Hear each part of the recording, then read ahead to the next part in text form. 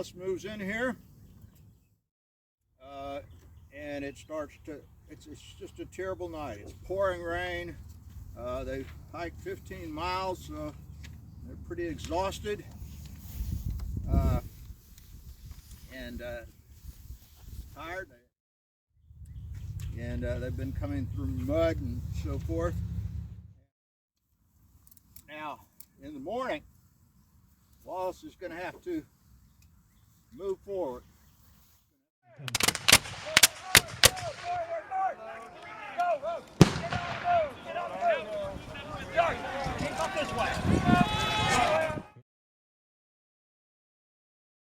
Eventually, the Confederates pushed back in other places as well.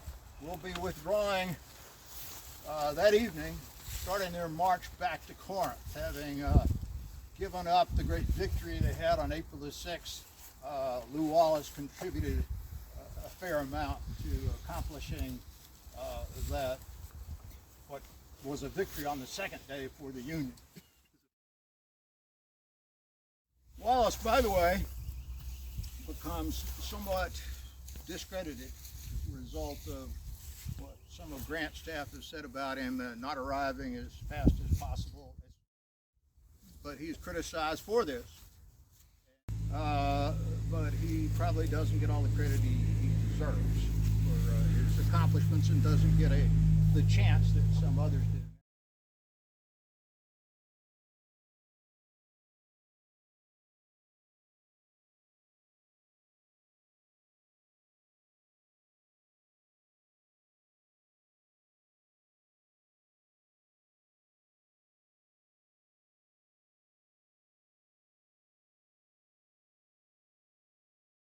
Creek, Snake Creek crossings. His men are moving in here. At first, they're not even sure if the bridge is secure. They've heard the noise of battle.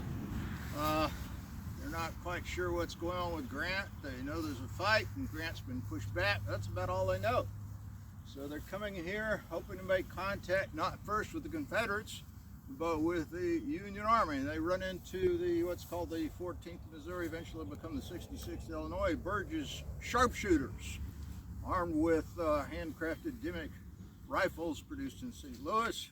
They have raccoon tails on their hats, and they're something of a specialized unit with strict marksmanship standards. They have to qualify with their rifles, and they've been holding off some of the Confederate infantry and cavalry. John Wharton in particular there is among those who've been fighting on this flank. Also across the creek, which is just over here, is Preston Pond. It's got Preston Pond. There he is, right there. It's Preston Pond. Yeah, you look a little like him. A little older, maybe. But at any rate, Pond has had a rough day. Some of his men have been put into a bad situation, and a lot of them shot down. He's got Ketchum's battery to support him, but he's over there across the creek. Now, Pond apparently doesn't get the message that the other Confederates get, which is, okay, Beauregard says, we've done enough. We're going to withdraw for the night, and everybody's exhausted, tired. We're just going to kind of take it easy and hopefully get some rest. Pond apparently doesn't get the message. He's kind of left behind there across the creek in Jones Field, unaware that the rest of the Confederate Army apparently has withdrawn for the night. Wallace moves in here and takes a position here, and it's just a terrible night. It's pouring rain. They've hiked 15 miles, so they're pretty exhausted. And tired. They find some tents. Some of them go in these tents to get out of the rain. And they've been coming through mud and so forth.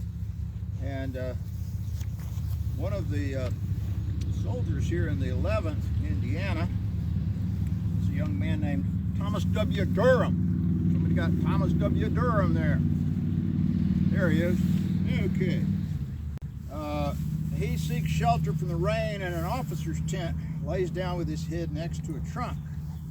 He's only been there a little while when a shell from enemy guns strikes the end of the trunk and tears it into fragments.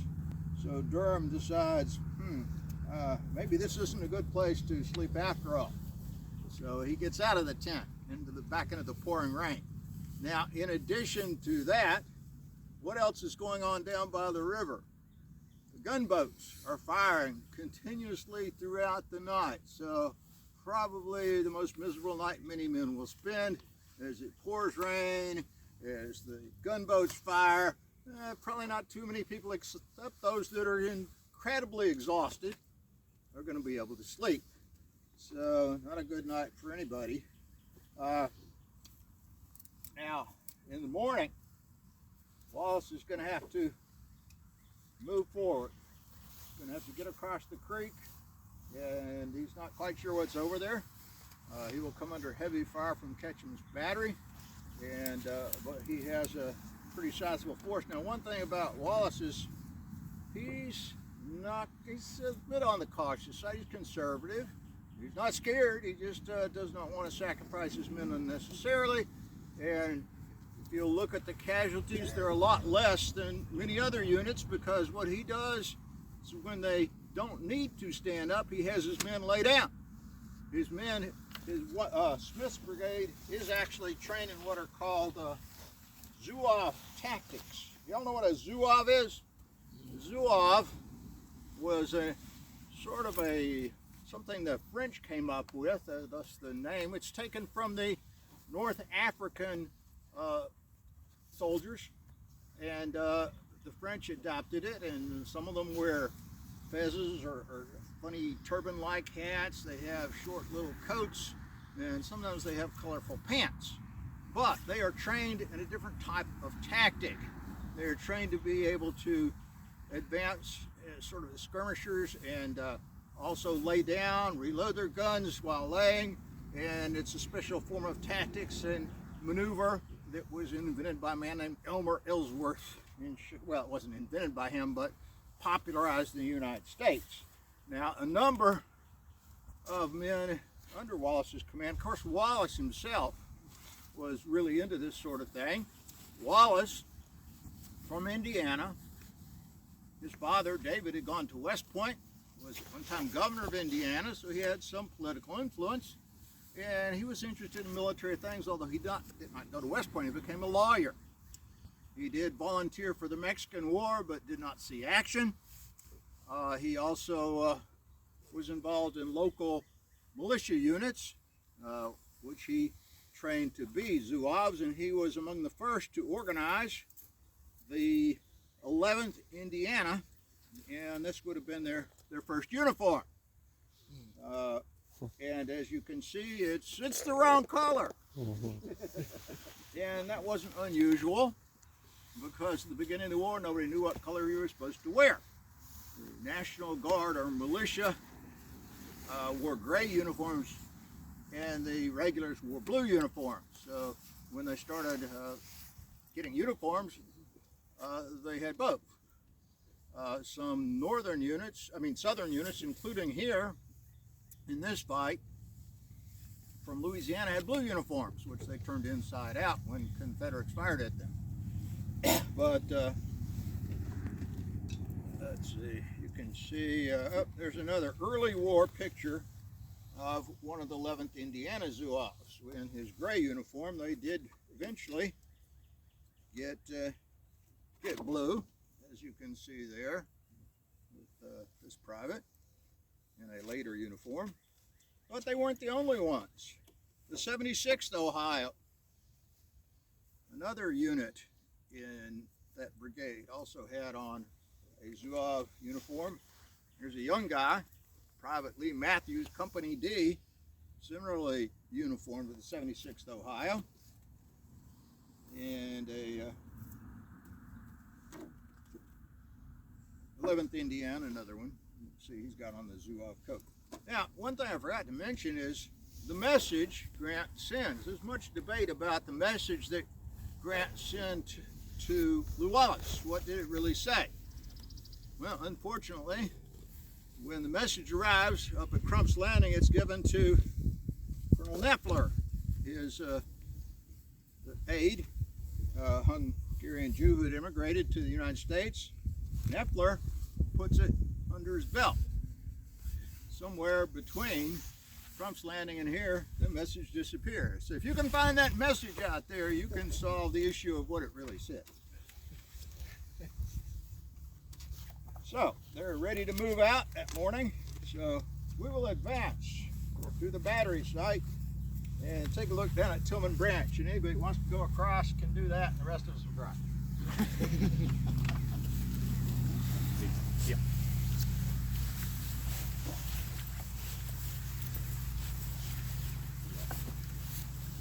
Ralph Buckland's brigade of Sherman's division, the only brigade that stayed substantially intact of Sherman's division.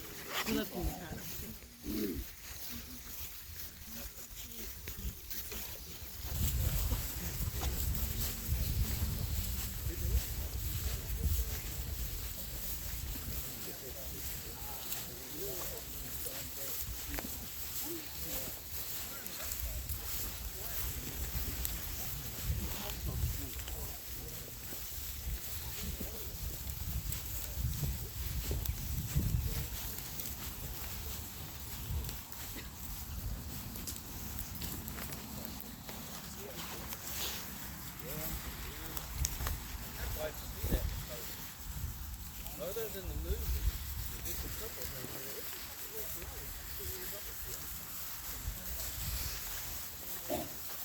So anyway, yeah. They will have people in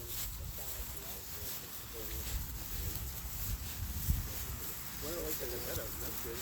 They were broken. You did what was fine.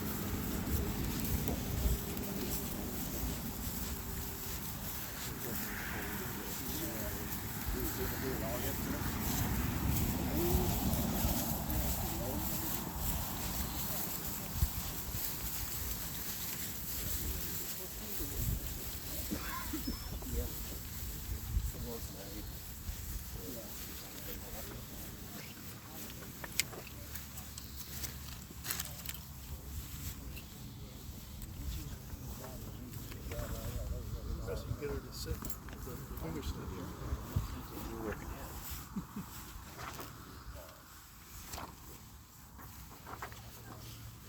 Marvin, come here. Come over here. Okay. Hold this mess for me. Or you can do it. All right. That's fine. All right. Okay, we are right here. We've got Thompson's Indiana Battery right here. Over across the road would be Thurber's Missouri Battery. Wallace has got his division lined up with Morgan Lewis Smith here. You got Morgan Smith out there somewhere. There he is, you got him. Okay, Morgan Smith organized the 8th Missouri. He was an interesting guy, sort of a wanderer. He had joined the U.S. Army under a fake name, taught school, did a number of various things, gone west. When the war breaks out, he's involved in the steamboat business in St. Louis. And Fremont decides, he's in command at St. Louis at that point, General Fremont, and he decides he wants to organize a different unit. Most of his units are made up of German immigrants. So he decides he wants to form an American Legion, which will be in the Zouave outfits. And Smith is put in charge of it, and they recruit not exactly an American Legion, but a number of Irish dock workers from the docks in New Orleans. But they're a pretty good bunch. They've been well trained. Smith is a brave and courageous officer. His brother Giles is also in the unit as I think a lieutenant or captain, and but he's been put in charge of the brigade, which is a Zouave brigade, and he leaves in charge of the 8th Lieutenant Colonel Peckham, who has just returned from having left, and this will create some problems with the major, who takes great offense at it, and we'll get into that a little bit more later. But they have some issues there. But they're ready to move out with Thayer. Yeah, Thayer over to the right. There's Thayer. He's the colonel of the 1st Nebraska. The 1st Nebraska. Nebraska's not even a state yet, but it will contribute a regiment and several regiments to the fighting. But he will later on, I think, become the governor of Wyoming or Montana. He becomes a senator from, and his lieutenant colonel is Lieutenant Colonel McCord, who will be leading the 1st Nebraska. He's taken over command of the brigade. Over here we have Whittlesey. There he is, Whittlesey. Whittlesey, although he's a West Point graduate, is really more interested in geology than anything else. He has explored Indian mounds, but he's become a famous geologist exploring rocks and things. He's a little older. What's his birth date? His birth date is October 4th, 1808. 1808. So he's a little older than most of these guys out here, and eventually he's going to have some health issues, and he'll resign, go back, but that doesn't stop him. He goes on with geology and explores various mineral deposits in the Midwest. But so they're ready to move, but they don't have really any contact or know what's going on over here. Over here are the remains of Sherman's and McClernand's and part of Hurlbut's divisions, badly beaten up on April the 6th, and not all of them all together there. So if Wallace moves forward, he's expecting them to come in on his left flank. He's concerned also about his right flank, which he's able to keep Whittlesey as close as possible to Owl Creek, further down that way. So Owl Creek's over there, Tennessee River's over there, Corinth that way, Pittsburgh Landing, where we came from, and Savannah and Crump's Landing up that way. So he's concerned about his flanks, which is logical, and he's got out in front as skirmishers, the Burgess sharpshooters, and they'll start moving that morning across the way, and things are a little iffy at first. Ketchum's battery is firing some fairly accurate fire, and that's a concern, and they have to cross this deep ravine. And of course, it's been raining, so they'll probably be doing a little bit of waiting. And Thomas Durham, there he is. He's says they were ordered to take the right. Our first platoon deploy as skirmishers in advance and feel for the enemy. They had to crawl on all fours so the guns could shoot over us. All right, as he's going forward,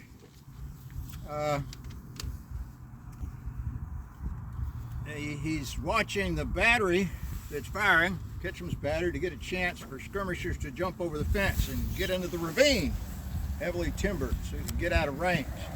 He saw his chance to vault over, but as he did so, a shell fragment hit him in the right hip, lodged against the bone.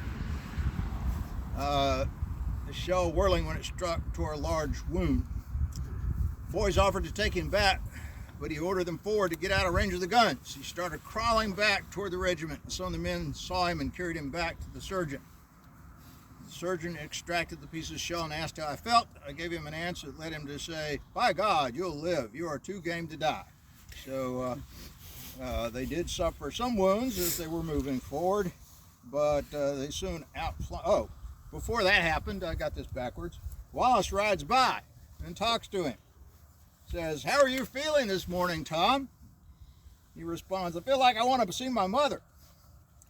And then Wallace responds, "That's right. Go in and remember the old folks at home." And Durham apparently thought something was going to happen to him, and it obviously did. He later writes fairly decent memoirs of the 11th Indiana, which you can get the book. All right, we're going to mount up, and we're not. If any of you want to walk across Tillman Branch and meet us on the other side, you're welcome to do so. But I intend to take a left, go over across the hill, and park in the picnic area on the right. Any questions? All right. You need Here with Captain Banner.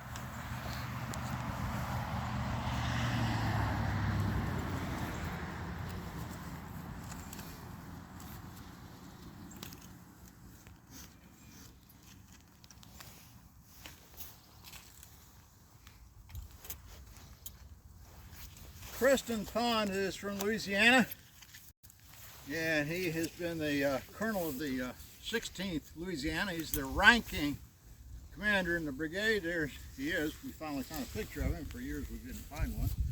And the major of that unit's Daniel Gober here, originally from Kentucky, and also in the 16th is this gentleman here, posing with his rifle, Corporal John M. Sellers. Now, other units include the 18th Louisiana under Colonel Jean-Jacques Alfred Alexander Mouton from New Orleans, or not from Louisiana, I should say, from St. Landry Parish. He will be severely wounded in the face later in the day. He will recover, be promoted to general. He will be killed in the Battle of Mansfield, leading his troops into battle toward the end of the war during the Red River Campaign. Also in that same unit, I love these uniforms, Lieutenant Leopold Armont, who will also be killed at the same time at the Battle of Mansfield, leading the 18th as its colonel by then. Another one from one of those Louisiana units, Corporal Paul Thibodeau, who lives to the age of 98. Of course. Now, one unit that's here, the New Orleans Guard. They are in these blue uniforms, seen here with the Private Octane Felon. And that causes some problems on the first day. As fellow Confederate soldiers shoot at them, they will turn their uniforms inside out, the white liner being exposed. So that's going to be a problem for them. Who wants a leading general here? He volunteers? Who you got? Huh? Braxton Bragg! Let's see, who else can we have? And who doesn't have one? I don't have one. Thomas Wood. All right, come on, Or let's. no, Sam Wood, not Thomas. We got a job now. And who wants another? You got one? Yeah, let's see. Randall Gibson. Let's see. Anatola Vegler. There.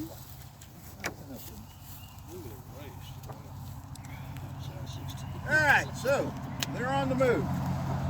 And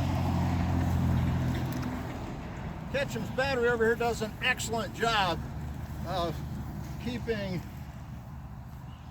the Wallace's people under fire. But there's just too many of them coming across, turning Pond's flank. Pond's looking around, probably wondering, where's the rest of the army? Why am I out here alone? So he'll start to pull back. Pond does not do real well at the Battle of Shiloh. He will not be re-elected, and it'll probably be pretty much the end of his Confederate career. This is his first and last battle here at Shiloh, as far as I know. So he has not done as well as expected, apparently. We'll advance with Wallace to his next position as they get across Tillman Green. I was hoping the rain would head off a little while.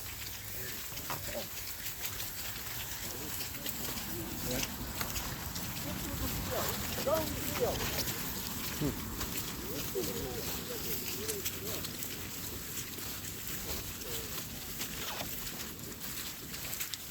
This field is maintained by Hager's team. Hager, you mixed it out. So he pays a certain amount to get hay crops out of this field.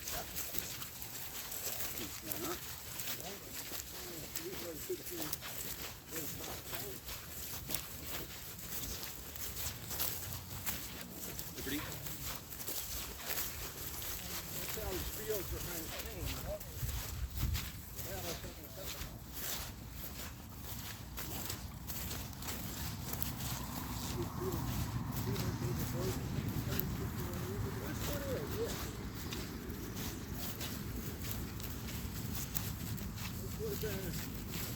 Aquarium's camps were in this field. It's Deer's camp.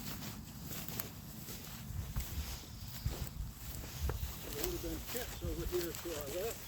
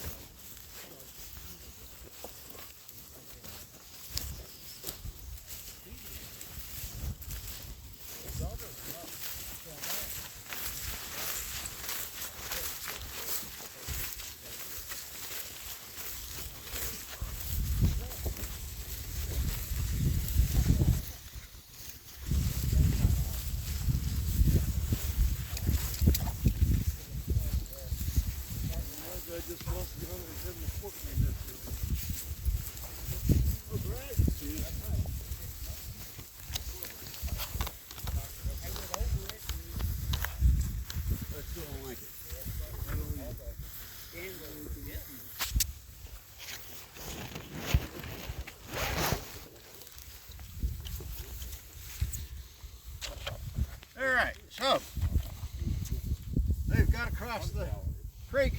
Lew Wallace and his men. This year will be Thurber's battery, Thompson's battery, and Morgan's infantry. And they'll form here. And Wallace gets up here, finally get here about 9. They're looking to their left flank, and there's nobody there. Confederates are across the field. Braxton Bragg. Where is he? Where's Bragg? There. Okay. He has been busy. All the Confederates have withdrawn to their camps for the night. Polk's corps all the way back to their startup positions from the day before. So they've been coming forward sort of piecemeal, some units still together, some not. Pond's Brigade, by the way, after withdrawing from this position, will march and countermarch all day and leave units here and there. So they become somewhat disorganized, although they will participate in some actions. The Crescent Regiment over on the right will help to save the guns of the Western Artillery. The 38th Tennessee under Colonel Looney will make one of the final assaults of the day. So, but they're all scattered all over the place. And it's not much different for many of the others. They're put in piecemeal in a line on the southern end of Jones Field here. Bragg is desperately trying to put them into position, trying to get something moving to recover the lost ground. They had almost victory, especially Bragg had said the evening before, was any victory ever sufficiently complete? When Beauregard called the soldiers back through the night, he wasn't ready to do that, but the message had already gone out to other units, so he had no choice. So he's trying to regain the situation, bring back victory somehow that seemed to be right in their grip. As a matter of fact, Beauregard has even sent a telegraph to Richmond saying we have a great victory here at Shiloh.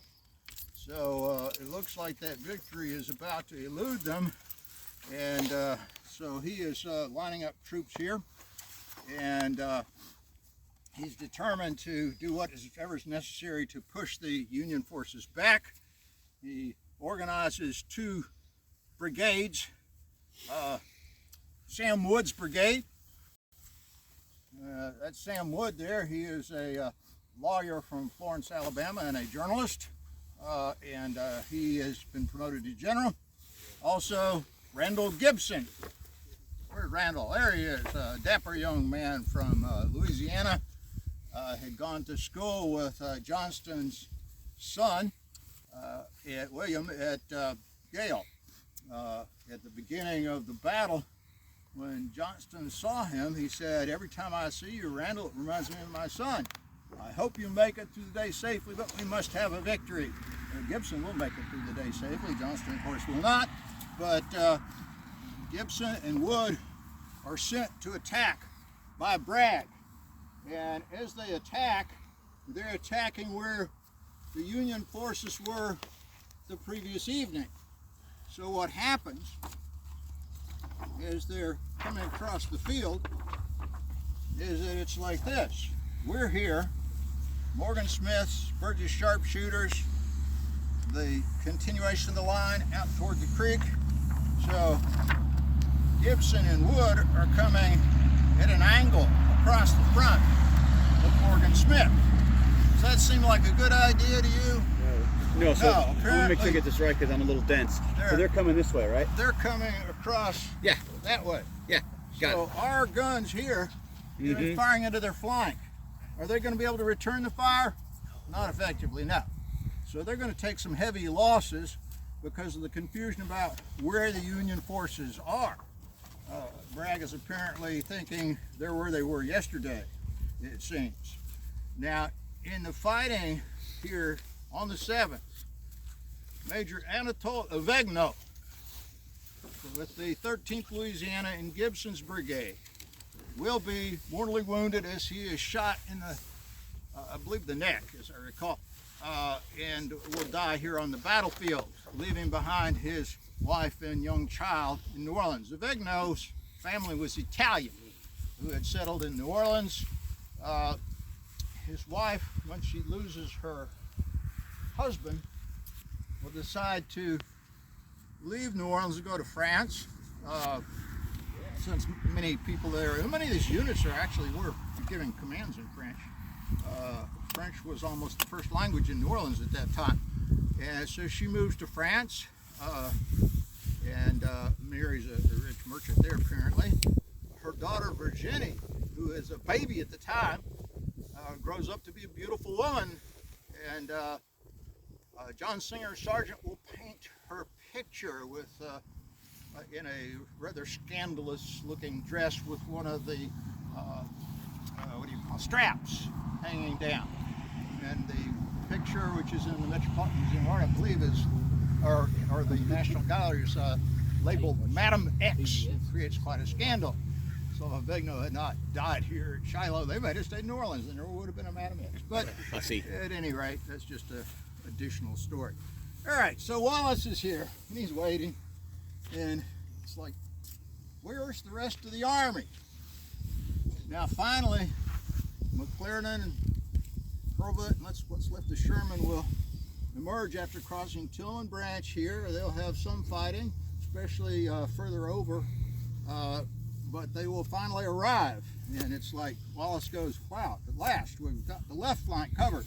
Now they have had some attacks, some worries on the right from Wharton's cavalry, who have attempted to make some charges there. We have Wharton out there still somewhere. Okay, Wharton has taken over what's called Terry's Texas Rangers, the 8th Texas. Terry had been killed early in the war in Kentucky.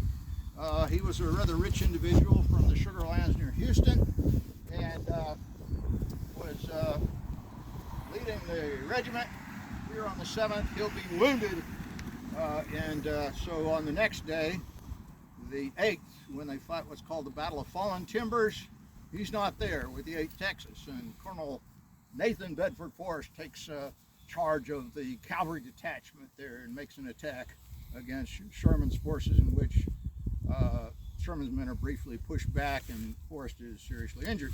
But he will recover from that wound. He'll be promoted to general, and he'll make it till the last year of the war, when he has a unfortunate argument with Colonel what's the Baptist school there in Dallas?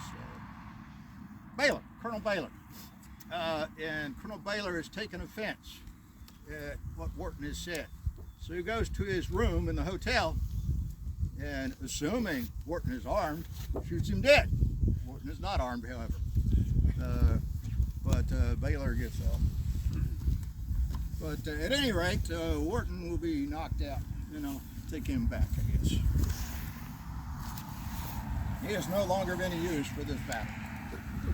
All right. Going back a few hours, what was Beauregard's motivations for withdrawing about a mile rather than just reorganizing and bivouacking in place?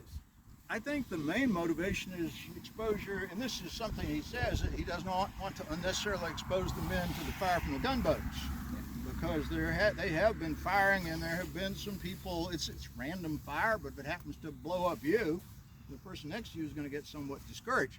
I think that's his main motivation. Also, the fact that it's beginning to rain, they want shelter, they're very hungry, they need to rearm ammunition. The unfortunate part is due to sheer exhaustion, there's no attempt to really reorganize the army that night. So they're kind of a hodgepodge the next morning. Not some units, Breckinridge has managed to keep his together pretty well, but others, Polk in particular, has not. So it's a variety of circumstances. Plus, they've been pushing the Union forces back all day. Beauregard is under the impression from intelligence he's received that Buell is not going to arrive, which is a mistake. So he assumes Grant's licked army will be easy pickings the next day. Many think the battle's basically over after April the 6th.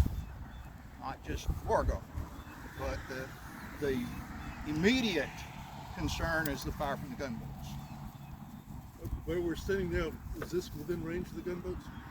Not really. Gunboat fire is mainly going to be over on that other portion of the battlefield. But the loud noise from those gunboats is somewhat terrifying. And it is on the other side of Tillman Branch, over toward the Michigan Monument. In that area, it is impacting. And there's a guy with Claiborne's brigade that's over there that apparently sits on a stump that's hit by one of those shells, and he's knocked senseless. He comes to, and everybody's gone. It's dark. He doesn't know where he is, and he manages somehow to make it back to his unit. Yeah, this is scary stuff. All right, we're going to advance now that Hurlbut and Sherman and McClernand have arrived to the next line. So, moving forward against the Confederates.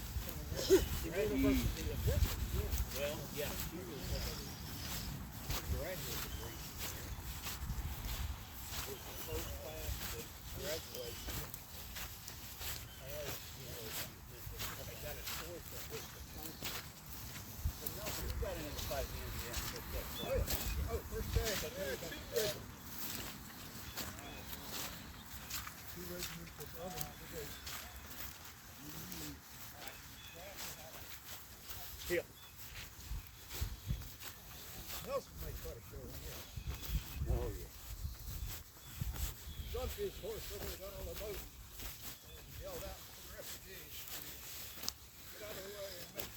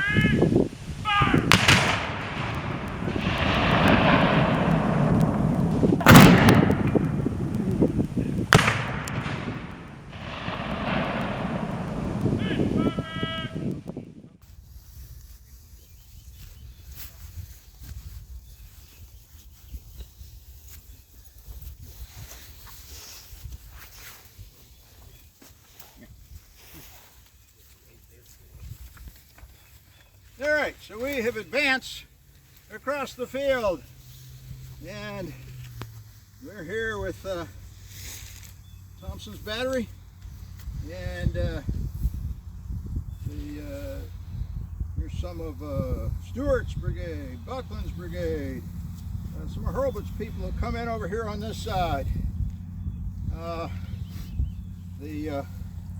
Smith is eventually moving there. Whittlesey be eventually forced out of the line here.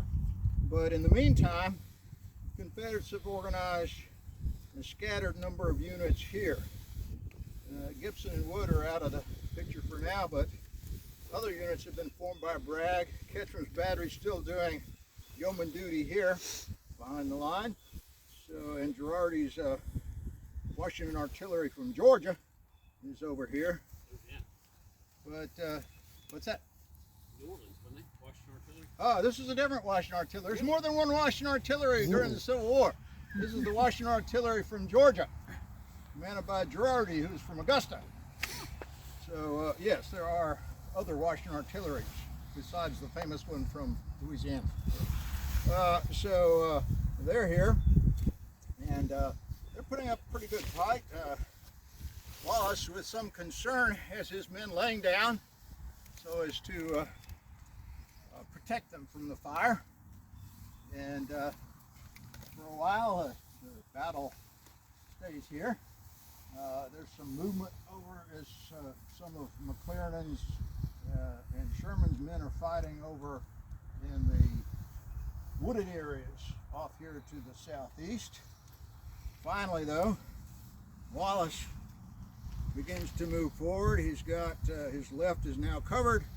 He's still having to deal with the 8th Texas over here, and this is probably later that actually Wharton gets wounded.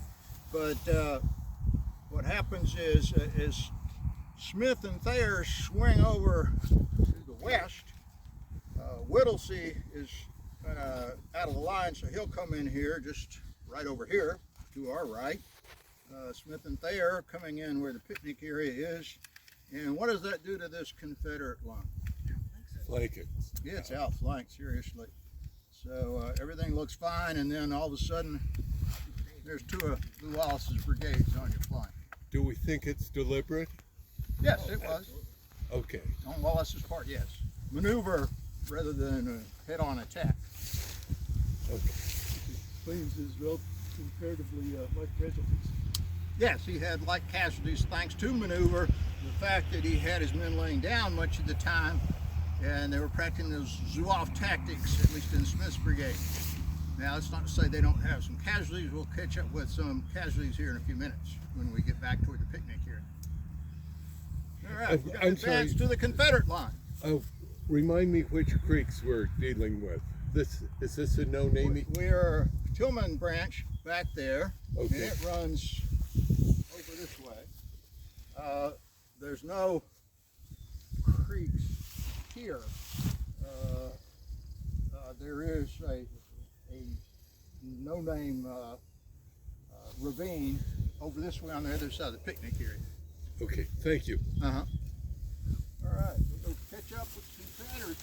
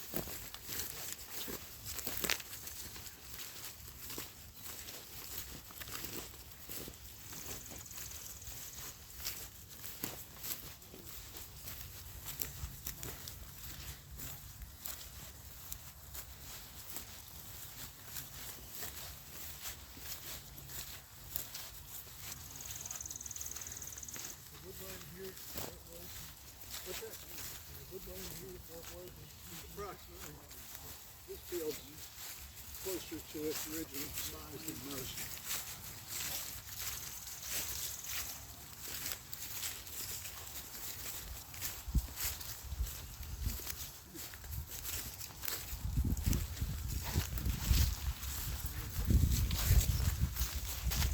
How old is your pup? Should be 2 in July. 2 in July. One turned 2 in November. What, you can't look on yet? Mix of a tricolor border collie and Norwegian Outflanks. Good for you. Charlie, got a quick question for you. Sure. About that Washington artillery. I get flags a lot from Ruffin Flag, which is in Washington, Georgia. Oh, yeah. Is that unit from there? No, Not. it's, I think it's from the Savannah area. I know Girardi was from Augusta, but I know Washington was where the last where the captain broke up during the retreat. Of Washington, Georgia, where they supposedly left the Confederate gold. Oh, yeah. Nobody actually distributed a lot of that gold to some of the men as they were breaking up. But as a matter of fact, William Preston Johnston, Albert Sidney Johnston's son, was with Jefferson Davis's party and had some of that gold apparently in his saddlebag when they're captured further south in Georgia. And apparently, and he's riding Fire Eater, which is just over from the throne. And apparently the several Union cavalry units come in on them, and he is captured, and a soldier from, I believe, Ohio makes off with the gold and Fire Eater. Really? Yeah, so Fire Eater disappears from history and goes off somewhere to Ohio. And apparently a fine thoroughbred horse originally from Impressive, Arkansas. yeah, they're recovered from the wounds here. Yes, well, he was taken back across the river to Arkansas, where he recovered from the wounds at the apparently farm or wherever he originally came from, and then he's brought across the river, back across the river by a one-armed man. I don't remember why I remember that part, but at any rate, he's brought back to Virginia, where Johnston's son is in the army, and he's given to Johnston's son. Never knew that. Stolen at the end of the war by a soldier from Ohio. Liberated. Liberated. I don't imagine Contraband. William Preston considered it liberation, but perhaps someone did. At any rate, Wood's Brigade here has charged across the field, losing a lot of men, and just part of the hodgepodge line that's been thrown in here. Unfortunately, we don't have a trail that follows this line, so we're going to have to work our way through the woods to follow the Confederate line back toward the parking lot.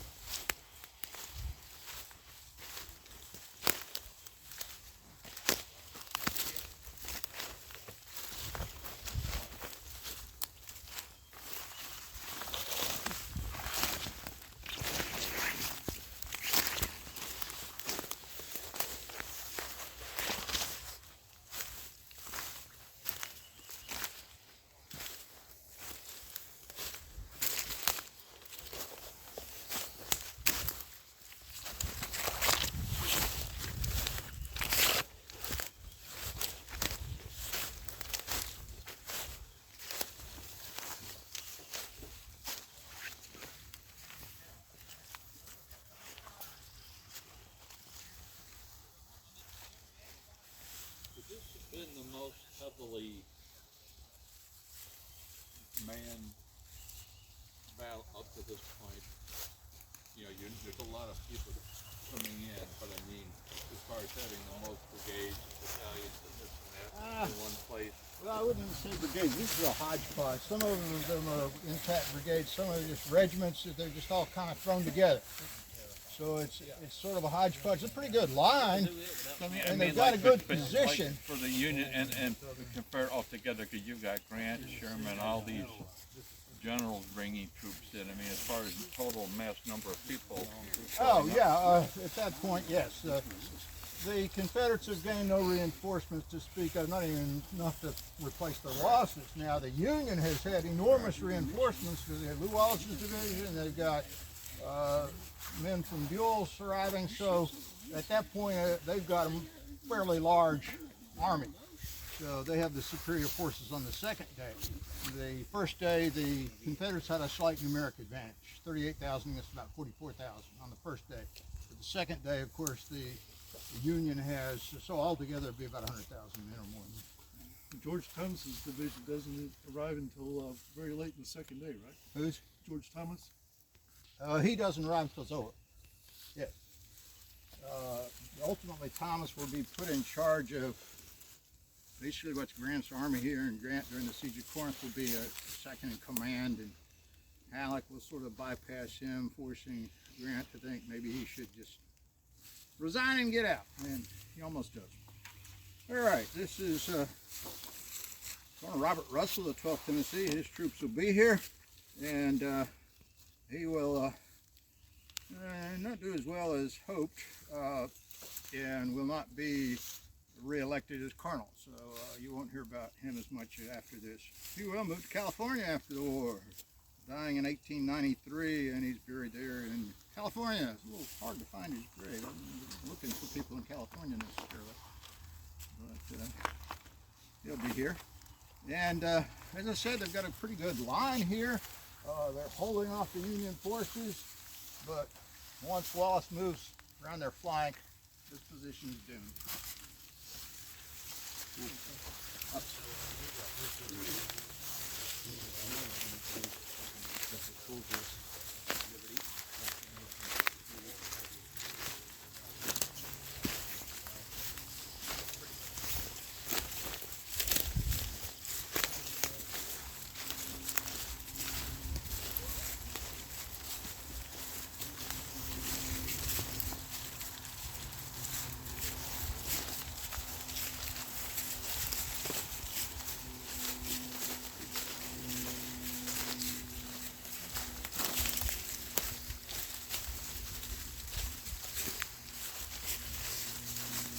Forgot to paint this one. We did the primer coat, and we never finished it off.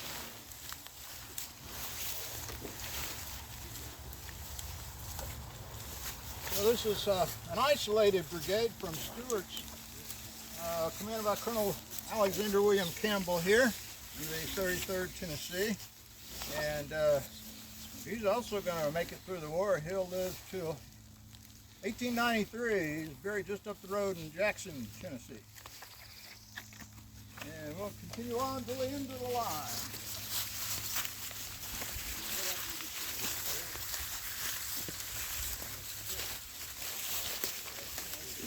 The trails are made in such a way that they can easily be reached by the people camping, not by people who are trying to follow the line of battle.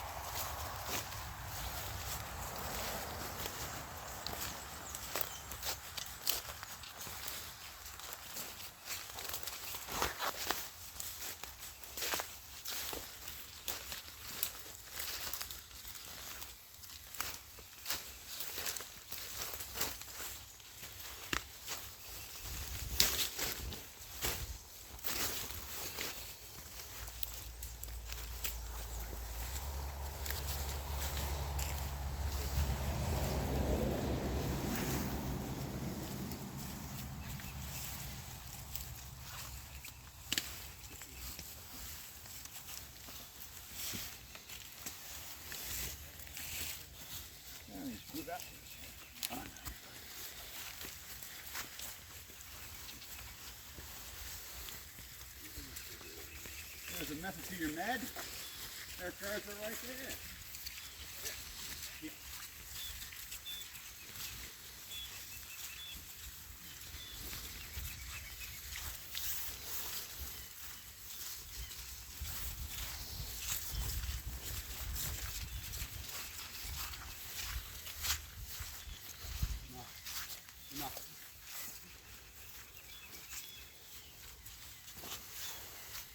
We're at the end of the Confederate line. The very left of this line, ad hoc line that Bragg has formed on the northern end, southern end of Jones Field back here just in the wood line. Great position until it's outflanked. Here's what's left of Gladden's brigade. They'd been badly beaten up at Spain Field the first morning of the battle. Gladden's gone, been mortally wounded. Adams, who had taken over, has been seriously wounded. So it's going under Dees, who will also be wounded eventually. Stevens, brigade over here, they were the first to attack, make a serious attack in the Hornet's Nest area. So these units have seen action, considerable action that first day. They had been repulsed later under Manny's command at the Widow Bell's field. So they've seen some action already, but as they're holding this line, coming around the flank, you can see those blue tablets over there. That's going to be Smith and then Thayer. So if you're here and they're over there, it doesn't look too good, does it? So the Confederate line is going to start withdrawing under this pressure back toward the Hamburg-Purdy Road. Just on the other side of this ravine is what's called Crescent Field. And apparently they will put up some resistance from Crescent Field as their Union continues their advance here. One of the more serious casualties on the Union side occurs as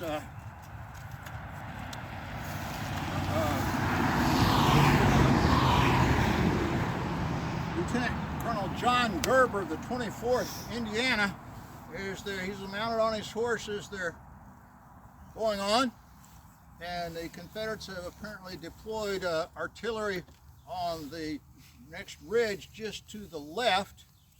We don't know how long they'll hold that position. We don't know exactly what troops were there. Probably Ketchum's battery, perhaps Burns' Kentucky battery, and perhaps some of the some other units. We're not quite sure, but at any rate, Gerber will be hit and instantly killed by a round from one of those cannons. Captain Spicely takes charge of that unit, and he will also be wounded seriously, but he will okay, so he will continue to command the unit in spite of his wounds. I'll show you one more picture. These guys, years later, remembered what they had done here and would tell their children, grandchildren about it. And this particular gentleman here, let's see, I had him just a minute ago. Here he is. In the 8th Missouri, Company H, Corporal William Bates. This is not a wartime picture. He lived to 1930, the age of 90, and apparently his daughter or granddaughter wanted him to pose in his uniform from the Civil War. So apparently he got it out of the attic and put it on. So this is a later picture of Bates posing for his family in his Civil War uniform. And eventually these veterans decided that not only would they remember what had happened and write about it and form organizations, but they wanted to also preserve the area that they had fought in. So starting in the starting with 1890 with Chickamauga, they started to put aside these battlefields. This one was created in 1894, and as a matter of fact, our friend Lew Wallace, you remember him, he came back to visit. him. Yeah, well, you can hold on to him still. We're going to get an older picture if I can find it.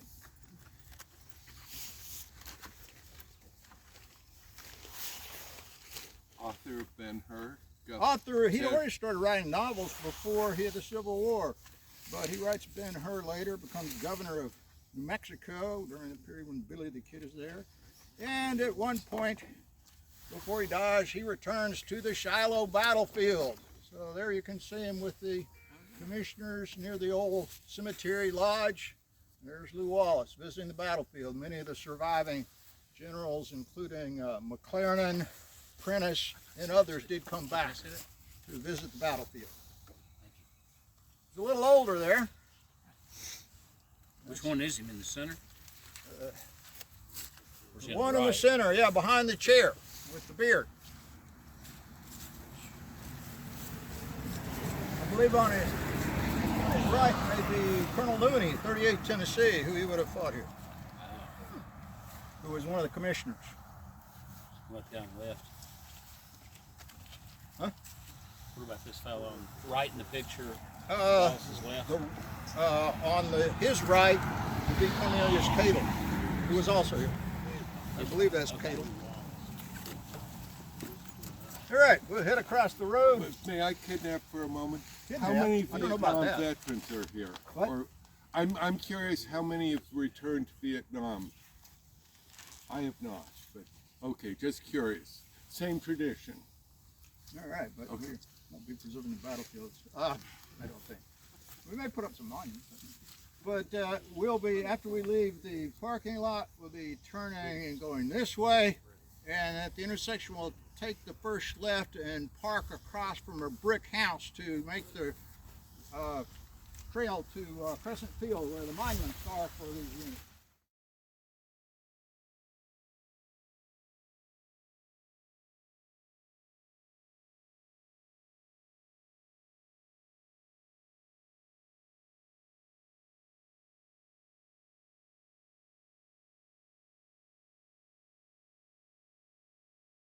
You're going to look for a weakness somewhere in the opponent where you think you might be able to break through.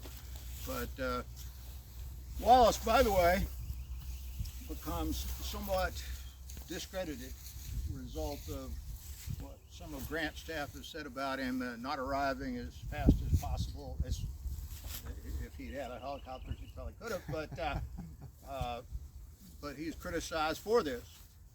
And he has some other problems. Perhaps his political connections aren't as good as some generals.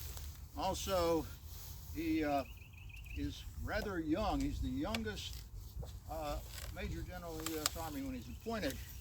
And there are others above him. And it's thought perhaps he's been promoted too fast above his abilities. Not a West Pointer, which is also a mark against him, since most of the superior commanders are West Pointers: Hallett, Grant, Sherman, and he doesn't have quite the political connections of a McClellan. So he will eventually go back to Indiana. He'll assist with defenses when Cincinnati is threatened. He'll be sent to the east in command in Maryland. He'll fight a battle at Monocacy in Maryland, which slows down Jubal Early's advance on Washington, but he probably doesn't get all the credit he deserves for his accomplishments, and doesn't get the chance that some others do. Now, Beauregard is probably not in his best form here at Shiloh. He is, throughout most of the first part of 1862, still recovering from throat surgery he'd had before he was sent west, and he is still somewhat under the weather at this time, and will stick with the army through the siege of Corinth, after which he takes sick leave, but he doesn't bother to get approval for that from Jefferson Davis. So while he's gone on sick leave, recovering, he'll be replaced. Where's Braxton Bragg? Is he still out there? He's right here. Bragg will take over and lead the army to a few victories and several defeats, until he's finally replaced in being more politically connected and being somewhat of a friend of Jefferson Davis, even though he's failed miserably at Missionary Ridge, defeated by Grant. He'll become Davis's personal military advisor, so he's not, and he'll be in the field much later in the latter part of the war. So, and Beauregard, by the way, in some later actions performs very well. But here at Shiloh, he seems to be a little off. He's still trying. On the second day of the battle, he'll be leading troops forward, determined to somehow gain a victory. So he's by no means cowardly. He's a very courageous man, but probably not fully up to form here at Shiloh. Well, he probably wasn't expecting all of a sudden I'm going to be in charge. Well, no, he wasn't. Although, when Johnston got to Corinth, he offered Beauregard command of the army. Beauregard turned it down, but it's rather an odd thing. We're not sure what Johnston had in mind at this point. We'll take a short walk here through the woods to Crescent Field, where the final line of Lew Wallace's division is.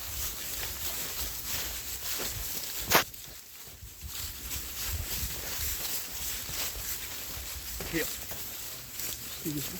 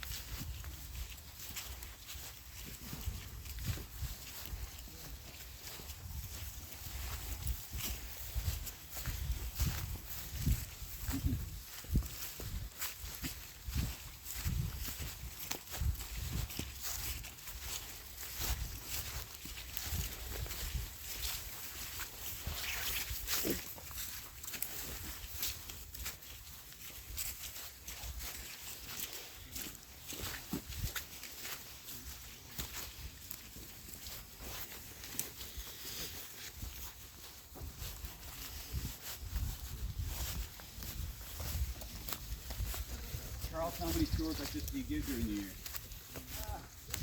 Like this. Usually they're much shorter tours by half an hour.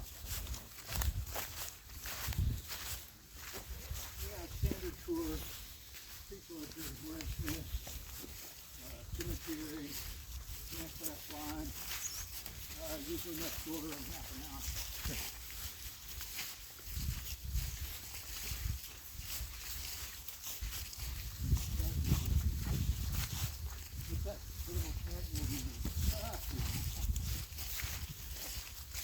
You ever do stuff privately?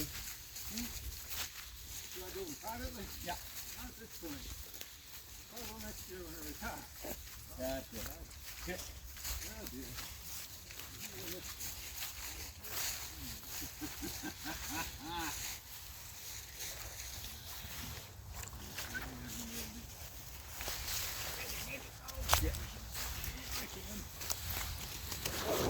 No, I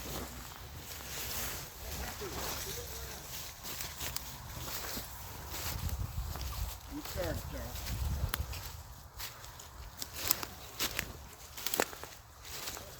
all right.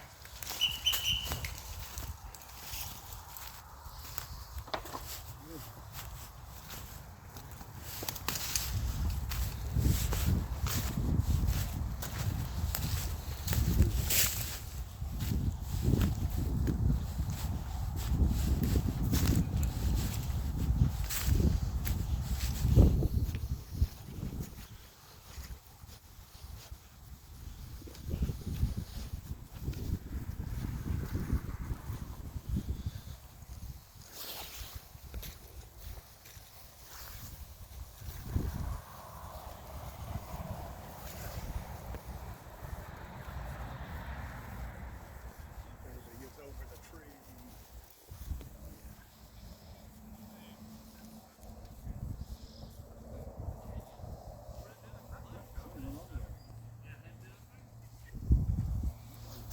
Pretty well on here.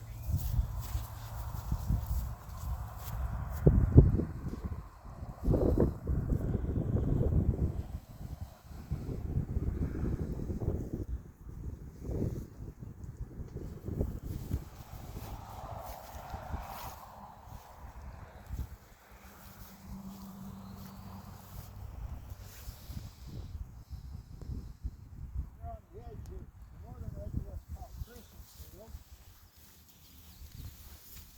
And that house over there is outside of the park. They have a triangle of land that just barely comes across the road here.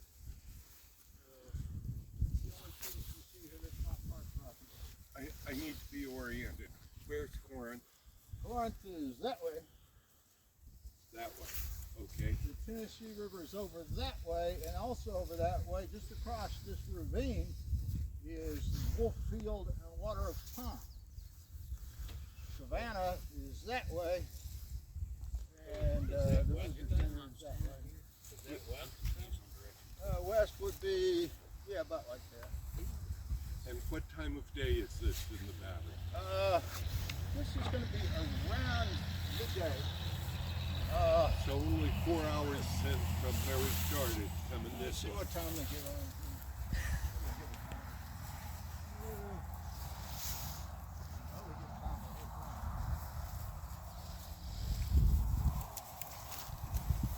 He doesn't give a time. But it is probably about noon. And at this point, Lew Wallace has moved forward with some opposition on this ridge line, apparently, resulting in the death of Colonel Garber, or Lieutenant Colonel Garber. And they've moved forward to this line. But Wallace is, again, a little nervous about his flanks, because over to the left here, Sherman and McClernand, who had been on his left back there at Jones Field, have not kept up with his advance. They've been running into some resistance, and so he's got some concerns about his left flank. Now, at the same time, in that area, some of Buell's men are beginning to move in at the northern end of Wolf Field. Kirk's brigade is beginning to deploy, but Lew Wallace isn't sure about that left flank, so he'll send Colonel Woods with the 76th Ohio, one of Whittlesey's units, over here to the left. He's got McGinnis, who's his own 11th Indiana here, and the 24th Indiana here. Pickham's 8th Missouri over there, and the 58th Ohio under Kummelbussen line, mainly German unit, German immigrants, and then a little further over McCord with the 1st Nebraska, then over across the other units. So, and he's opposed by Confederates, but you see question marks here. We don't know anything about them because they didn't leave any report on this. Now, by this time, the Confederates are basically beginning to fragment, and although we know he had resistance, we're not sure exactly who they were, but enough that it keeps him concerned. Now, as he's worried about his flank here, suddenly the 32nd Indiana under August Willich, another German regiment, comes crashing in here, and he encounters Sam Wood, who's over there now at the southern end of Wolf Field. So there's fighting there, and the arrival of Willich gives Wallace some relief. He's not as worried now about his left flank because it seems to be becoming more secure. Willich was a communist, wasn't he? What's that? Willich was a communist? Oh, Willich was a communist, yes. And not the only one.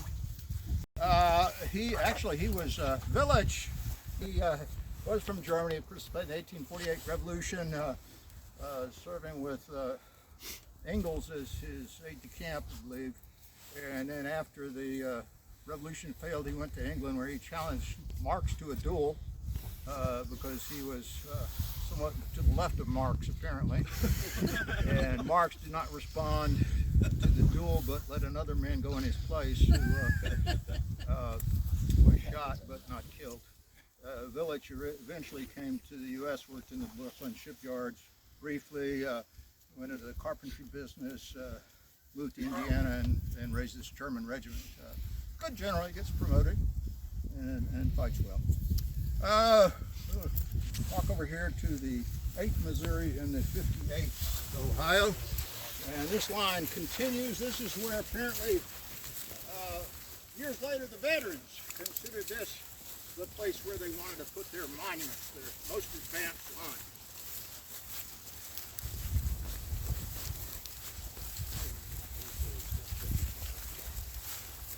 This is the north edge of the field. This is the north edge of the crescent field. And it's this crescent field we're looking at? Yes. It feels like the south edge. I'm sorry, the south edge. Okay. That's my fault. South edge. Yes. Thank you.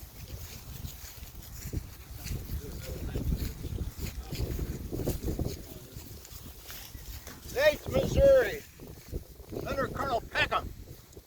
Colonel Peckham will earn himself a place in the book Tarnished Colonels. Colonel Peckham has left the unit, and Major McDonald thought, I've seen the last of him, I can take charge now. Well, it didn't quite work out that way because just before the battle, who should return but Peckham to take command of the unit. And just before the battle here, they'll have a bit of a not such a nice discussion. A lot of cussing involved. You may want to hold your ears for part of this if I do the whole thing. This is at Crump's Landing just before the battle. Peckham has just returned. McDonald is upset about this. You have used political maneuvering to unfairly return to your position as Lieutenant Colonel. Peckham responds, I'm entirely within my rights to be recommissioned. McDonald responds, you are no gentleman and no white man, you are a son of a bitch. Peckham says, Major McDonald, you are under arrest. Hand over your sword. McDonald responds, kiss my ass. You can't have my sword, nor can you or any other son of a bitch.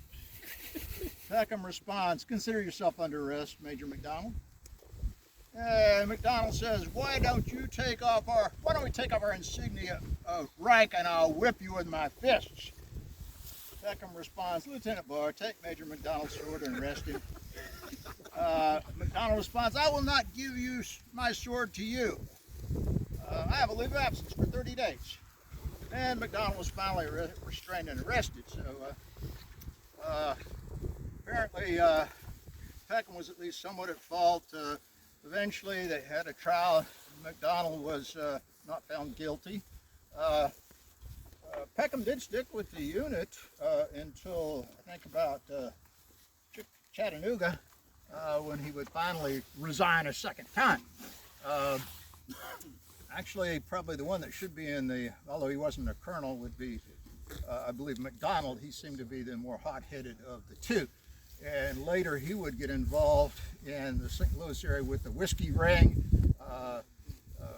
fraudulently making money from the government, and would actually be, I think, the only one that actually served much time in jail as a result of that scandal in the Grant administration. We'll take one more stop here at 58th Ohio.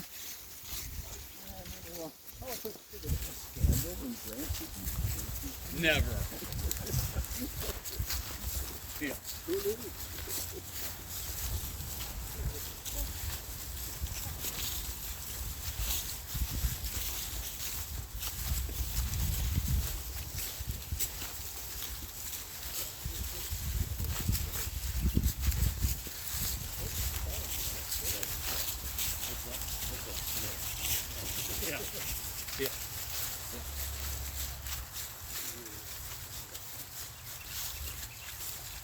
This is 58th Ohio. Just across the ravine there will be the 1st Nebraska, and the line continues on. Now, this is a particular unit is a German unit, supposedly an all-German unit, commanded by Colonel Rosenlein, who was born in Germany. And I don't have a very good picture of him, but here he is. Colonel Valentine Bossenwein, who will eventually be forced, I believe the illness, I'm not sure, but he eventually will leave the regiment. Poor Bossenwein, though, ends up in the county farm in Queens, New York. It's where people who can't afford to, it's basically welfare of the 19th century. They send you to a farm where he dies at the age of 76 or 77, is buried there in an unknown grave at the what's called the Kings County Cemetery. Taking over for him will be Lieutenant Colonel Peter Dister, also from Germany. He won't last too much longer because at the Battle of Chickasaw Bayou under Sherman, he'll be shot in the head as they're attacking the Confederates there on the bluffs. He dies on December 29, 1862, at the age of 34. And last and not least, we have Private David Urbanski, a German Jewish immigrant, born in what's now called Prussia. And he will serve well here heroically in this battle. And then at Vicksburg, he says an officer who's gone down. And for this, Urbanski will be awarded the Medal of Honor.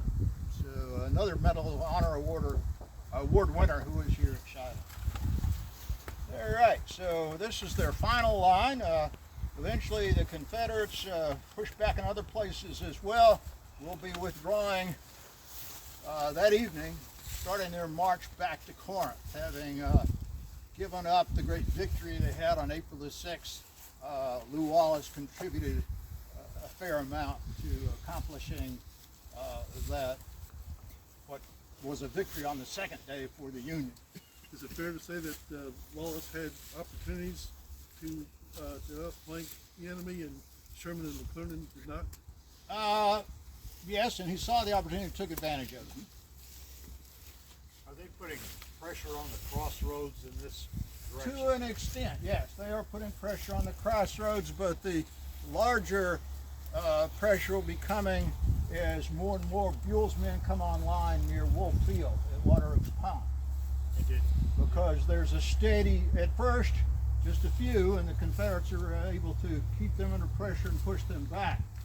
But as the afternoon goes on, more and more of Buell's men are coming online with the arrival of other brigades. Wagner's brigade comes in, Garfield's brigade, so more and more Union troops are beginning to come on the line. So the Confederates, who are frankly exhausted, Some of the units have, like for example, Claiborne started with one of the largest brigades in the Army. He's down to 80 men. He's had enormous casualties, and many men have already decided, yeah, we're out of here. Did Wallace have any more opportunity to shut off the retreat? He did advance later toward evening and took over a hospital near the Widow Howell's house, a little further on here. But by that time, the Confederates had withdrawn, and Breckinridge was covering in a rear guard action. So he really didn't have much more opportunity. No, and the Northern Grant apparently decides not to launch an immediate pursuit that night. He waits till the next morning, when he does send 2 divisions out, including Sherman's, in a clash of falling timbers with the Confederate cavalry. But he's still under constraint because Halleck has ordered that do not bring on an engagement. So he's still on, and he's gotten in trouble with Halleck before, so he's trying not to stir things up too much. So he's not going to pursue more than a day's march from the camp, because all they want to do is determine, are the Confederates regrouping for another attack, or are they retreating to Corinth? He's not authorized to continue on to attack Corinth. Confederate Army, they had no capacity then to reconstitute and do another day? Not at this point, no. And one thing you have to keep in mind is the Confederate Army needs supplies, ammunition. They're not getting it because of the roads between here and Corinth. So by getting to Corinth, they're back to that railroad junction where they can get resupplied, and also Earl Van Dorn's Army to the West is going to be coming in to reinforce them. So they're going to be bringing in reinforcements there at Corinth. I often wondered if Fallen Timbers had they not given some thought to when Sherman goes out to Fallen Timbers, that they had enough power out there to maybe overwhelm him? They did not have enough power. It was simply a small cavalry group. Most of them are 8th Texas cavalry, and actually the major of the 8th isn't too sure about charging Sherman's position, but it's Forrest's idea. They do initially surprise and push back the first regiment they hit, but then Sherman's going to recover and the cavalry retreats. Now Sherman does continue advancing after that engagement, and will encounter Breckinridge's rear guard artillery and infantry. And at that point, Sherman has determined that the Confederates are in full retreat and are not regrouping. So he will eventually come back to camp as ordered. Breckinridge deployed on and around Mickey's farm? In that vicinity, yes. Thank you for a wonderful program. Oh, you're welcome. Thank you. All right, well, we went a little over time, but hopefully that'll be all right. Had there been telegraph lines up? I mean, is that, What's that? all messengers running around the horse? Telegraph. There have been none put up yet. At this point, communication is simply done men on horse. Ideally, we had some hills that we put in these flags to communicate with, but that's not possible here. That'll be installed with men on horse. They are in the process. They are in the process of building a telegraph line from Nashville to Savannah. It's not quite finished yet, but it will eventually go in place. So they are